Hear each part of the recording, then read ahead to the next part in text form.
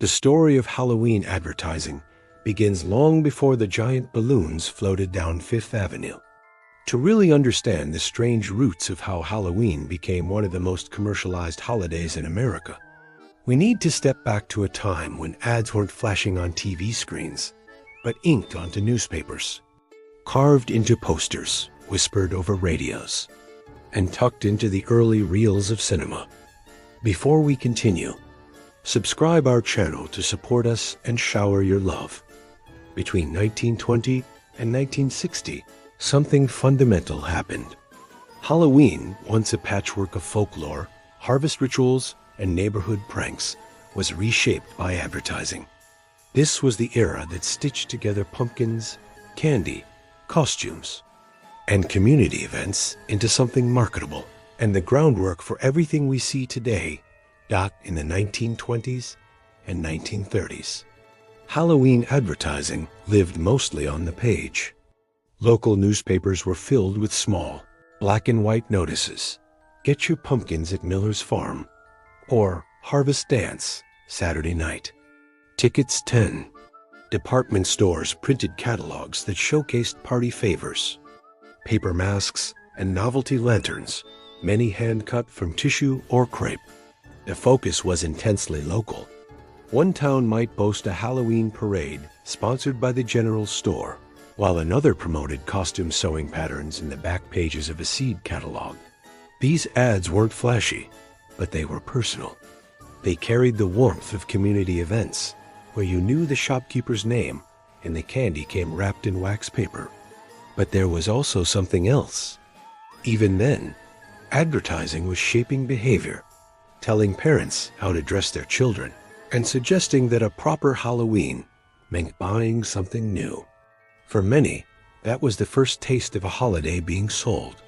Piece by piece, by industry by the 1930s and 1940s, Halloween advertising escaped the page and moved into the darkened theaters of America.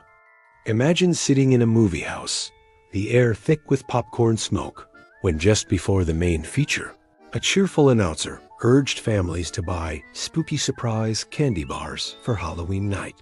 Sometimes these were cartoon shorts sponsored by candy makers, with dancing witches or talking jack-o'-lanterns. Sometimes they were tie-ins embedded in newsreels. Companies were beginning to experiment with branded entertainment.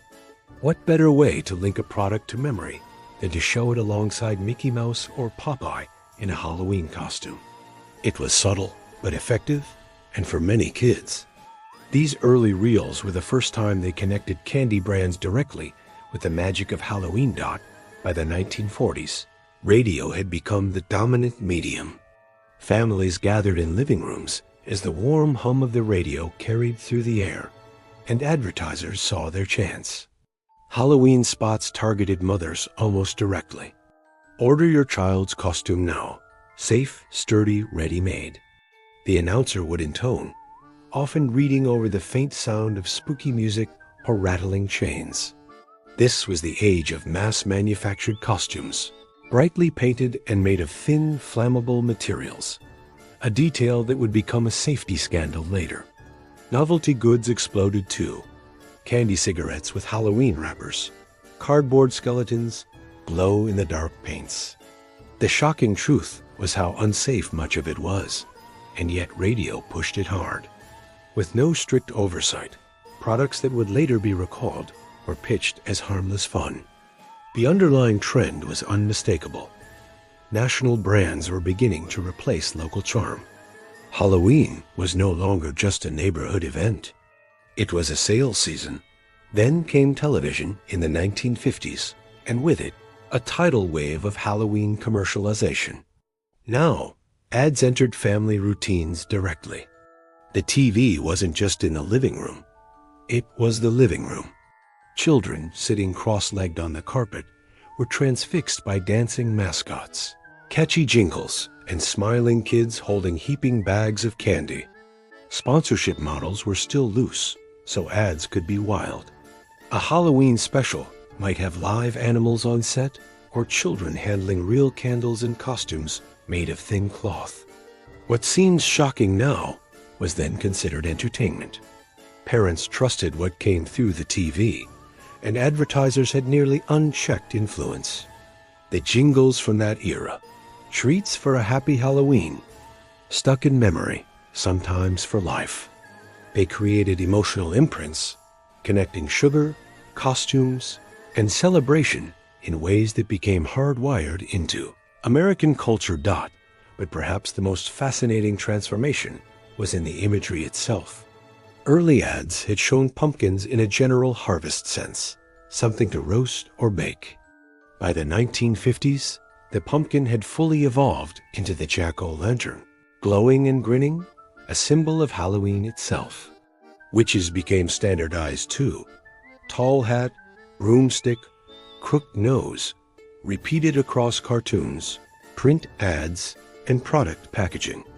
Even the concept of trick or treat, once loosely defined as mischief, became commercial shorthand for door-to-door candy collecting.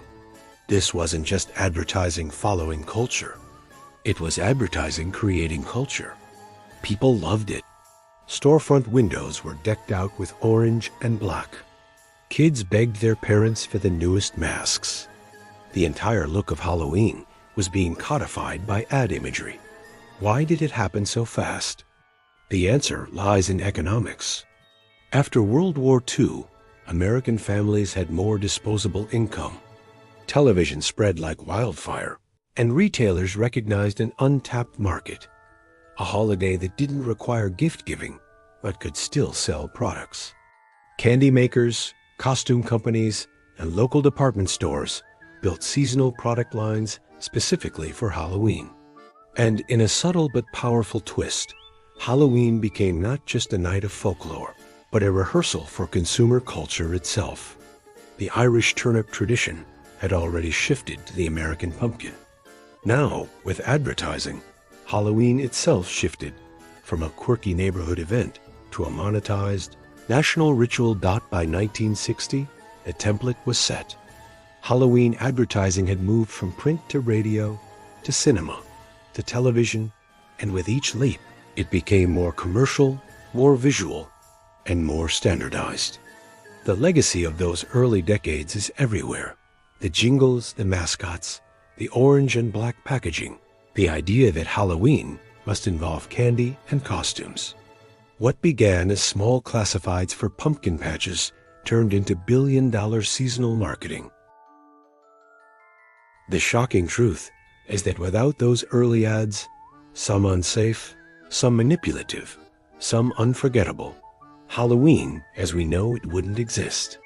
They may seem quaint or even creepy now, but they laid the foundation for a cultural spectacle that endures today. And that's the strange truth.